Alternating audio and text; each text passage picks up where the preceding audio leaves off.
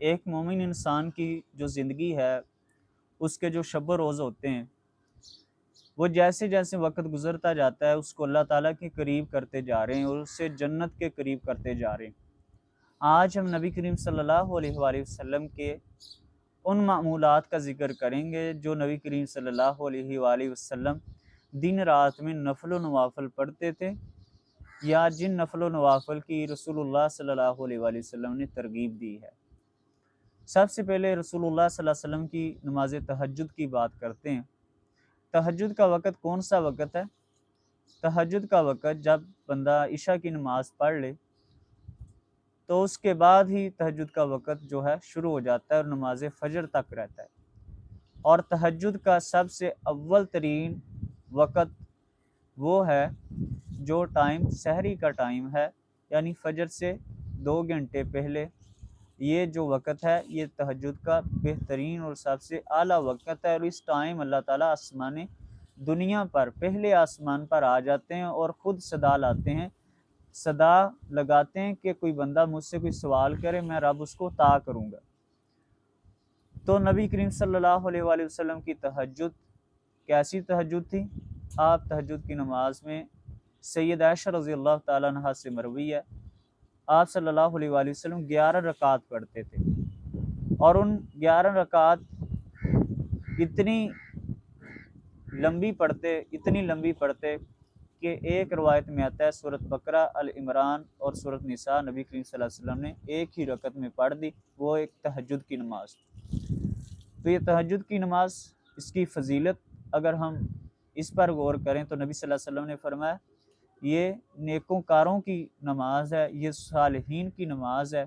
جو بندہ یہ نماز پڑھتا ہے وہ گناہوں سے بھی بچا لیا جاتا ہے، اور اللہ تعالیٰ اس کی رزق میں، روزی میں بھی برکتوں کا نزول کر دیتے ہیں، اور اس نماز کے بہت زیادہ فائدے ہیں۔ جو بندہ، آپ نے فرمایا، صبح ٹائم تہجد کے وقت صرف 10 آیات کی تلاوت کر لیتا ہے وہ اس دن غافلوں میں سے نہیں لکھا جائے گا۔ تو یہ تہجد کی بہت زیادہ فضیلت ہے۔ سب سے بڑھ کر نبی رحمت صلی اللہ علیہ وسلم نے اپنی 5 نمازوں کے ساتھ تہجد کی نماز کبھی قضا نہیں کی۔ اور اس کے بعد نبی کریم صلی اللہ علیہ وآلہ وسلم کی اشراق کی نماز۔ اشراق کا وقت کب ہے؟ اشراق کا وقت جب سورج طلوع ہوتا ہے، اچھی طرح طلوع ہو جائے، تب 2 رکعتیں پڑھنی ہوتی ہیں۔ نبی رحمت صلی اللہ علیہ وسلم نے فرمایا جو فجر پڑھ لے وہیں بیٹھا رہے، پھر جب سورج چڑھے تو 2 رکعتیں پڑھ لے، اللہ تعالیٰ حج کا ثواب دیتے ہیں۔ اور دوسری حدیث میں آتا ہے نبی رحمت صلی اللہ علیہ وسلم نے ارشاد فرمایا جو دن کے شروع میں 4 رکعات نماز پڑھ لیتا ہے اللہ تعالیٰ اس کے لیے اس دن کافی ہو جاتے ہیں۔ تیسری حدیث میں آتا ہے کون بندہ اس بات پر قدرت رکھتا ہے کہ وہ اپنے جسم کے تمام اعضاء کا صدقہ نکالا کرے؟ انسان کے جسم کے کل جو جوڑ ہیں وہ 360 جوڑ ہیں، 360 جوڑوں کا صدقہ اگر آپ نکالنا چاہتے ہیں، نبی صلی اللہ علیہ وسلم نے فرمایا دن کے شروع میں 4 رکعات پڑھ لیا کریں، یہ جسم کے 360 جوڑوں کا صدقہ ہو جائے گا۔ اور اس کے علاوہ نبی رحمت صلی اللہ علیہ وسلم نے فرمایا کہ جو بندہ دن رات میں 12 رکعات پڑھتا ہے سنت موقدہ، اللہ تعالیٰ اس کا جنت میں محل بنا دیتے ہیں۔ وہ 12 رکعات کون سی ہیں؟ 2 فجر سے پہلے، 2 ظہر سے پہلے، 2 ظہر کے بعد، اور 2 مغرب کے بعد، اور اسی طرح 2 عشاء کے بعد۔ یہ 12 رکعات جو بندہ پڑھتا ہے اللہ تعالیٰ اس کا جنت میں محل بنا دیتا ہے۔ اور اس کے علاوہ نبی رحمت صلی اللہ علیہ وسلم نے فرمایا جو بندہ ظہر سے پہلے 4 پڑھے، ظہر کے بعد بھی اگر 4 پڑھے تو اس پر اللہ تعالیٰ جہنم کی آگ حرام کر دیتے ہیں۔ اور مزید کون سے نفل و نوافل ہیں جو ہم اپنی نمازوں میں شامل کر سکتے ہیں، نمازوں کے ساتھ شامل کر سکتے ہیں؟ وہ کون سے نفل و نوافل ہیں؟ وہ عصر سے پہلے 4 سنتیں غیر موقدہ ہیں جس پر نبی صلی اللہ علیہ وسلم نے دعا کی ہے کہ اللہ تعالیٰ اس بندے پر رحم کرے جو عصر سے پہلے 4 رکعات پڑھتا ہے۔ نبی صلی اللہ علیہ وسلم نے اس کے لیے دعا کی ہے۔ اور اس کے علاوہ مغرب سے پہلے 2 رکعتیں ہیں، رسول اللہ صلی اللہ علیہ وسلم نے 3 مرتبہ ارشاد فرمایا مغرب سے پہلے 2 رکعات پڑھو، مغرب سے پہلے 2 رکعات پڑھو تیسری بار فرمایا کہ جس کا جی چاہے وہ پڑھ لے۔ تو مغرب سے پہلے بھی 2 رکعت ہیں، اور اس کے علاوہ دن رات میں ہم کون کون سے نفل و نوافل پڑھ سکتے ہیں؟ اگر آپ کی تہجد کی نماز رہ جائے، نبی رحمت صلی اللہ علیہ وآلہ وسلم کا فرمان عالی شان ہے، فرمایا کہ زوال کے بعد ظہر سے پہلے کا جو تھوڑے سے 10 منٹ ہوتے ہیں، ان میں جتنی نماز پڑھ لی جائے وہ اسی کی مانند ہے جس طرح آپ نے تہجد کے وقت نفل و نوافل پڑھ لیں۔ اور اس کے علاوہ آپ دن رات میں جب وضو کریں تحیت الوضو کے نفل و نوافل ادا کر سکتے ہیں۔ ان کی کیا فضیلت ہے؟ نبی صلی اللہ علیہ وآلہ وسلم معراج کی رات آسمان پر دیکھا کہ کسی کے قدموں کی آواز جنت میں سنائی دیتی ہے۔ پوچھا گیا کون ہے؟ فرمایا سیدنا بلال رضی اللہ تعالیٰ عنہ کی آواز ہے۔ تو سیدنا بلال رضی اللہ تعالیٰ عنہ کا یہی معمول تھا کہ جب وضو ٹوٹتا تھا، وضو کرتے فوراً 2 نفل پڑھ لیتے۔ تو یہ تحیت الوضو ہے۔ اس کے علاوہ کون سے نفل و نوافل ہیں؟ تحیت المسجد، یعنی جب آپ مسجد کا ارادہ کریں تو آپ مسجد میں داخل ہوتے وقت 2 نفل و نوافل پڑھ لیں۔ نبی صلی اللہ علیہ وسلم نے فرمایا کوئی بندہ مسجد جائے تو وہ 2 نفل پڑھنے کے بغیر صف میں نہ بیٹھے، یعنی تحیت المسجد ادا کرے۔ اور اس کے علاوہ نبی صلی اللہ علیہ وآلہ وسلم جب کہیں سفر پر جاتے، بلکہ سفر سے واپسی جب گھر آتے تو 2 نفل مسجد میں ادا کرتے پھر گھر جاتے۔ اور اس کے علاوہ دن رات میں ہم کون سے مزید نفل و نوافل پڑھ سکتے ہیں؟ نماز تسبیح پڑھ سکتے ہیں۔ سیدنا عباس رضی اللہ تعالیٰ عنہ کو نبی کریم صلی اللہ علیہ وسلم نے ارشاد فرمایا تھا، اے عباس نماز تسبیح ادا کر، اگر تو نماز تسبیح پڑھے گا تو اللہ تعالیٰ زندگی کے سارے گناہ معاف کر دے گا۔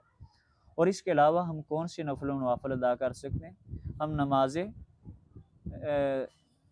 نماز حاجت ادا کر سکتے ہیں۔ یعنی فرمایا رسول اللہ صلی اللہ علیہ وسلم نے اگر آپ کو کسی چیز کی ضرورت ہو، کسی چیز کی طلب ہو، اللہ تعالیٰ سے کچھ مانگنا ہو، 2 نفل پڑھیں، اللہ تعالیٰ کی حمد و ثنا بیان کریں، اپنے گناہوں کی معافی مانگیں، پھر اللہ کے سامنے اپنی ضرورت کا سوال کریں۔ اور اس کے علاوہ ہم اپنی دن رات میں نماز استخارہ ادا کر سکتے ہیں۔ نماز استخارہ، اگر آپ نے کوئی کام شروع کرنا ہے اور آپ نے یہ فیصلہ کر لیا میں یہ کام شروع کرنے والا ہوں، تو وہ کام شروع کرنے سے پہلے آپ 2 نفل پڑھ لیں۔ یاد رکھیں کہ استخارہ جب آپ ڈیسائیڈ کر لیتے ہیں اس کے بعد کیا جاتا ہے، آپ منتخب کر لیتے ہیں کوئی کام، اس کے لیے آپ پھر اللہ تعالیٰ سے دعا کرتے ہیں کہ اللہ اگر بہتر ہے تو میرے لیے آسانیاں کر، اگر وہ بہتر ہوا تو آپ کے حق میں انشاءاللہ آسانیاں ہوتی جائیں گی، اگر نہ بہتر ہوا تو کوئی نہ کوئی رکاوٹیں آ جائیں گی، وہ کام آپ کا نہیں ہوگا۔ اگر وہ ہو بھی گیا اور نقصان بھی ہو گیا تو اس میں آپ کو اللہ پہ یقین رکھنا ہوگا اور توکل مضبوط رکھنا ہوگا کہ اگر میں استخارہ نہ کرتا تو اللہ تعالیٰ مجھے کوئی بھاری نقصان سے گزارتے جبکہ میں اب چھوٹے نقصان سے گزرا ہوں۔ تو یہ استخارے کا فائدہ ہے۔ اور اس کے علاوہ ہم دن رات میں کون سے نفل و نوافل ادا کر سکتے ہیں؟ ہم دن رات میں اسی طرح نماز توبہ ادا کر سکتے ہیں کہ رسول اللہ صلی اللہ علیہ وسلم نے ارشاد فرمایا کہ جو بندہ کوئی گناہ کر لے پھر 2 رکعت نماز پڑھے، اللہ سے معافی مانگے تو اللہ تعالیٰ اس کے گناہ کو معاف کر دیتا ہے اور اس کی غلطی کو نامہ مال سے مٹا دیتا ہے۔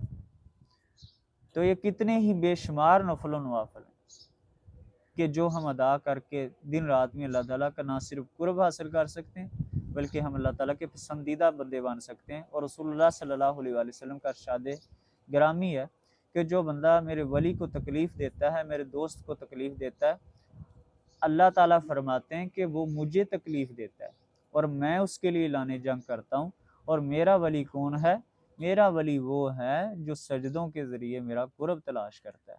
نماز تہجد کے نفل و نوافل، نماز اشراق ہے، نماز چاشت ہے، اور اسی طرح سنت موقدہ ہیں، عصر سے پہلے کی 4 غیر موقدہ سنتے ہیں، مغرب سے پہلے 2 رکعت ہیں، نماز استخارہ ہے، نماز تسبیح ہے، نماز حاجت ہے، نماز توبہ ہے، نماز سفر ہے، اور نماز تحیت الوضو ہے، تحیت المسجد ہے۔ یہ سب نفل و نوافل آپ دن رات ادا کر سکتے ہیں۔ اور 3 اوقات میں نبی صلی اللہ علیہ وسلم نے نماز پڑھنے سے منع کیا ہے۔ جب سورج طلوع ہو رہا ہو تب نماز نہیں پڑھی جائے گی، جب سورج غروب ہو رہا ہو تب بھی نماز نہیں پڑھنی چاہیے، اور جب زوال کا وقت ہو، سورج سر پر ہو، تب بھی نماز نہیں پڑھنی چاہیے۔ اس کے علاوہ اپنے 24 گھنٹوں میں آپ کوئی نفل و نوافل ادا کر سکتے ہیں۔